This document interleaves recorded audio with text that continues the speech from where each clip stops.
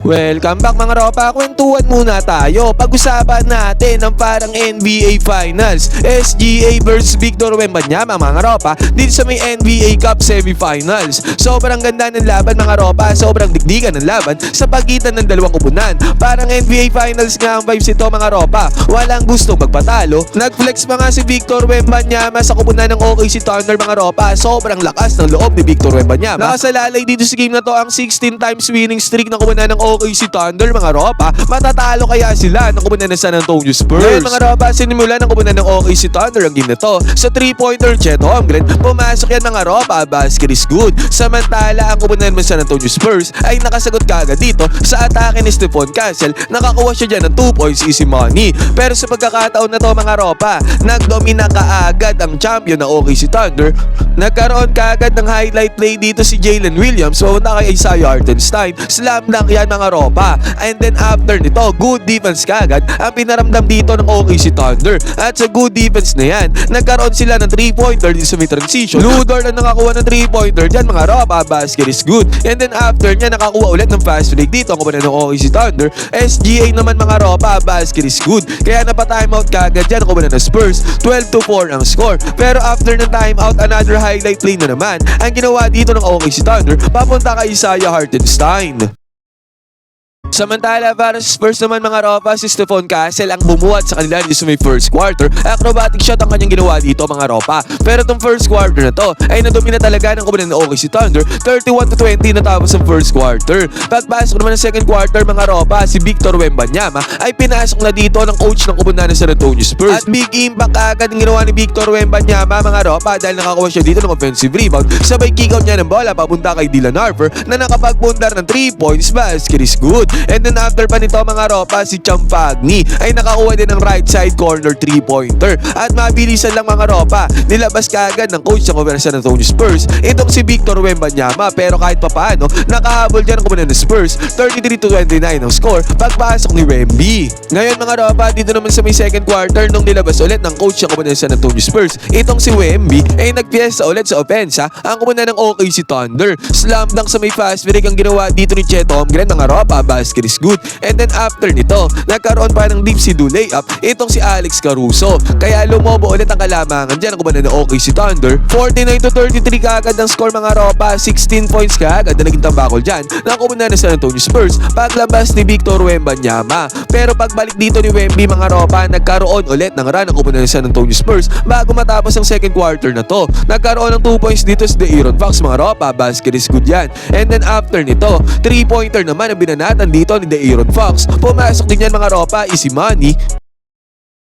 At after nito mga ropa, good defense pa ang ginawa ng kupunan ng San Antonio Spurs sa pangunguna ni Dylan Harper. Nagkaroon din ng block dyan sa possession niya si Victor Wembanyama mga ropa na nag-end up sa fast break dito ni Dylan Harper. Easy 2 points na nagawa dyan ni Dylan Harper. At after pa nito mga ropa, nagkaroon pa ng dagger 3-pointer dito si Victor Wembanyama para tapusin ang second quarter. Kaya ito second quarter na ito mga ropa, dahil sa run ginawa ng kupunan ng Spurs pagpasok ni Wemby, naging 49-46 ang score. Tapos sa 3 puntos ang alamang ng kupunan ng OKC Thunder. Pagbubukas naman ng second half mga ropa ng third quarter, nakuha kaagad ng kupunan ng San Antonio Spurs ang momentum against sa kupunan ng OKC Thunder. Sunod-sunod na puntos kaagad ang pinut up nila dito mga ropa, lalo na si Stephon Castle at si De'Aaron Fox mga ropa nag-take over mode pagbubukas ng third quarter. Nagkaroon pa nga ng fast break dito si De'Aaron Fox mga ropa, tinalo niya dyan si Chet Holmgren sa may takbuhan. And then after nito, 3-pointer pa ang naipasok dito nitong si Devin Vassell mga ropa. At yan ay nagbigay kalamangan para sa kupunan ng San Antonio Spurs,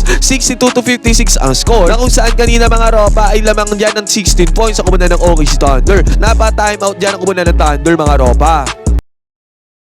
At syempre mga ropa, ang OKC Thunder sumagot dito sa panguna ng kanilang MVP player na si SGA, 3-pointer yan mga ropa, basket is good. Pero sa pagkakataon na to mga ropa, Stephon Castle sobrang lupit. Minaniobra dito ang opensa ng kupunan ng San Antonio Spurs. Pinanis dyan ang depensa ng OKC Thunder mga ropa. And then after pa nito, good defense pa ang ginawa dito ng kupunan ng Spurs, courtesy of Dylan Harper mga ropa. At sa good defense na yan, nag-translate yan sa 3-pointer dito ni David Vassell. Grabe talaga ang init ng Spurs dito dito sa may third quarter mga ropa. Sinasabi ko nga sa inyo mga ropa, parang finals ang vibes ng game na to. Pero sa pagkakataon na to, ang OKC Thunder hindi bastang susuko dyan mga ropa. Good pass ang ginawa dyan ni SGA papunta kay Mitchell. Pasok ang 3-pointer dyan mga ropa, basket is good. Pero si De'Aaron Fox mga ropa, sobrang init dito sa game na to. At sa pagkakataon na to mga ropa, nakakuha siya ng 3-pointer. Pumasok yan, napakagandang move, crossover, basket is good para kay De'Aaron Fox. Ang Thunder naman mga ropa, si Jalen Williams ay nakakuha ng 2 points doon sa may lalim, may kasama pa yung foul.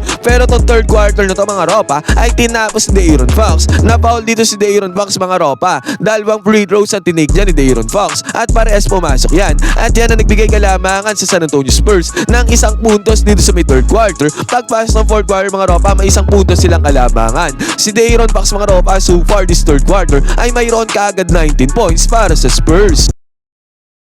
Ngayon mga ropa, pagbubukas ng fourth quarter, mainit pa rin dito si De'Aaron Fox. Bago nga itong block na ginawa niya dito mga ropa, ay nakakuha pa siya ng 3-pointer. Pero yung block niya na yan mga ropa, ay nag-translate yan into 2 points ni Victor Wembanyama doon sa may ilalim. Pinanis ni Wemby dyan ang depensa ni Chet Holmgren, pareha 7-footer mga ropa, pero mas ang ibabaw dyan ang opensa ni Wemby. At sa pagkakataon na to mga ropa, nagkaroon ulit ng bola si Victor Wembanyama doon sa may baseline at na-foul siya dyan ang kumanan ng OKC Thunder. At tignan natin ang pag-flex na ginawa dito ni Victor Wembanyama against kay Cason Wallace mga ropa. Natawa na nga lang dito si Cason Wallace, pero after nyan sa possession dito ng kumanan ng OKC Thunder, mabilisan lang. Nakapag-punter ka agad ng 3-pointer dito ang kumanan ng OKC Thunder after ng flex na yun ni Victor Wembanyama. And then after nito mga ropa ay nakakuha pa ng 3-pointer dyan itong si Alex Caruso. Bigla nga nagkaroon ng run dyan ang kumanan ng OKC Thunder mga ropa, kung sa pagkakataon na to napatimeout dyan ang kumanan ng Spurs, all 87 ang score. Yun nga lang mga ropa, after ng timeout mainit pa rin dito si Alex Caruso. Nakakuha siya dyan ng fast break, slam lang ang ginawa dyan ni Alex Caruso. And then after pa nyan, good defense pa ang ginawa dito ni Alex Caruso. And then fast break ulit ang kinalabasan nyan mga ropa. Grabe talaga ang defensive play at ang impact na ginagawa ni Alex Caruso para sa kumanan ng OKC Thunder. Buti nga mga ropa, kahit papaano ay sumagot dito ang kumanan ng Spurs. Stephon Castle mga ropa, pinangunahan ng opensa dyan ang kumanan ng Spurs mga ropa, nakakuha siya dyan ng 2 points. And then another one mga ropa, back to back fast break naman ang ginawa dito ng Spurs. Si Stephon Castle din ang nakakuha dyan ng puntos. Kung kahit sa pagkakataon na to mga ropa, nagpalitan sa kalamangan, dikitan at digdigan ng laban dito mga ropa. 94-93 ang score, 5 minuto mahigit ang natitira dito sa may fourth quarter.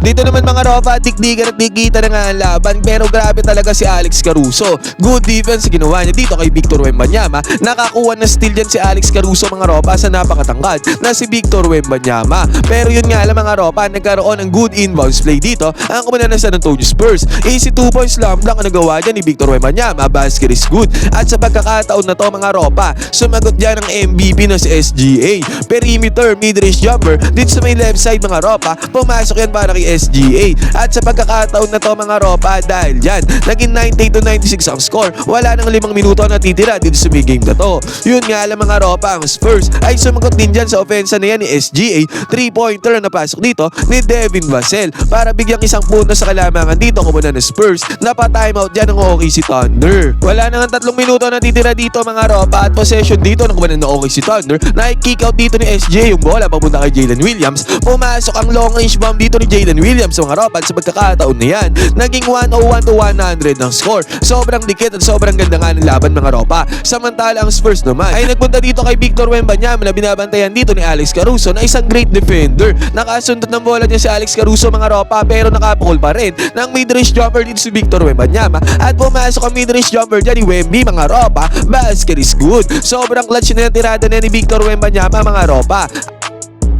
At dahil dyan sa tirada na yan ay nabigyan ulit ni Wemby ng kalamangan dito ang San Antonio Spurs. At bumawi sana dito sa SGA mga ropa, yun nga lang nagmintes na ang tirada dito ni SGA sa may 3-point area. At sa pagkakataon na to mga ropa, na foul ng kumanan ng OKC Thunder ang kumanan ng San Antonio Spurs dito sa may transition. Nagkaroon ng 4 na free throws ang Spurs mga ropa sa 2 foul sa ginawa ng kumanan ng OKC Thunder. Kung kaya sa senaryo na to, naging 105-101 ang score. Segundo minuto na lang ang natitira dito sa game na to. Nagkaroon naman ng good drive dito si SGA mga ropa, na ipasa niya yung bola kay Chet Holmgren, pero na-foul dyan si Chet Holmgren, kaya nag-take siya ng free throws mga ropa. Pero isang free throw ang namintis dito ni Chet Holmgren, kaya naging 106 to 103 ang score. At ang nangyari na dito mga ropa, naging fouling game na. Isang free throw lang din ang napasok dito ni Victor Wembanyama, at sa pagkakataon na to mga ropa, mabilisan lang. Nagkaroon ng slam dunk dito si SGA, at dahil dyan mga ropa, naging isang punto sa kalamangan dito ng kumunan ng San Antonio Spurs, pero na-foul dito si Stephon Castle mga ropa, at dalawang free throws na napasok dyan ni Stephon Castle.